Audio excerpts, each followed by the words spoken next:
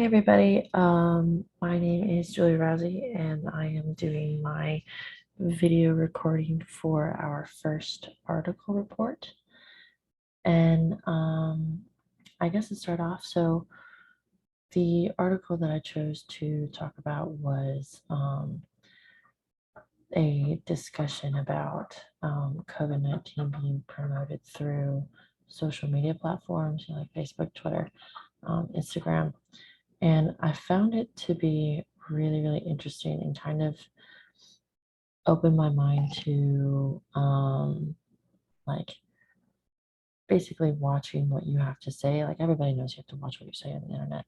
But with this article, it talked about how um, perceptions of an advertisement could be taken in many different ways. Um, whether it's negative or positive, but in that sense, it influences that person's opinion on, let's just say, the vaccine.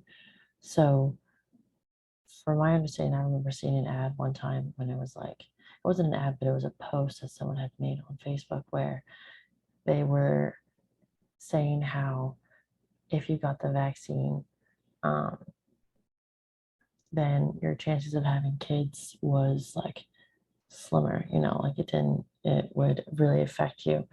And me personally, who wants a lot of kids, was like, oh my gosh, well, then maybe I won't do this because um, I don't want that chance to happen. And after doing some research and actually digging, turns out it was just some person who um, like was making up stuff because they're not for the vaccine. And just things like that. Like people will, if they don't like something, they'll give their opinion. And then if someone else sees it, they're like, oh, well, maybe, this is right. Like I shouldn't do this or I should do that. It's a very big deal, especially when you're promoting advertisements for health, anything in like the health genre.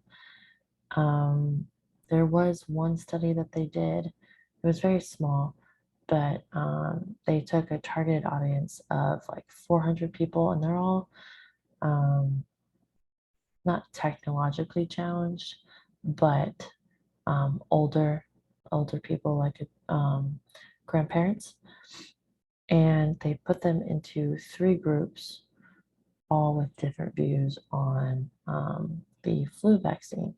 And the study showed that a huge portion of the people greatly altered the flu vaccine's like message of it to fit their opinion and to then try and like use that to influence other people. And basically, I took from this is that even still, even if you're like technologically challenged or whatever, your opinion's your opinion, and you're always going to try and put your opinion on somebody else. And when it's on social media too, um, there's that level of ambiguity where you don't have to even reveal who you are. And that just gives them people like that more confidence to go spread lies or post whatever they want and don't get any backlash from it. But yeah, overall, I think the article was really informative and it's making me aware of what I post. Now, I'm not advertising for anybody, but if I was to put my opinion out there, I know that I would probably receive some backlash from people because they don't share the same opinion as me. Um, but I would suggest be very careful about what you post. And then if you see something, a tweet or something on Facebook or Instagram or even TikTok nowadays with TikTok, um, all those people who are promoting um, like exercises or diets or like really fast ways to lose weight if you drink, cucumber water with, I don't know, an herb or something. Um, it could be very detrimental to you. It could hurt you almost. So it's just important too. If you see something and you're like, oh, I want to look into this more, you should actually look into it and like find scholarly articles or a doctor's website saying, no, this is valid or no, this isn't valid, especially in the health world.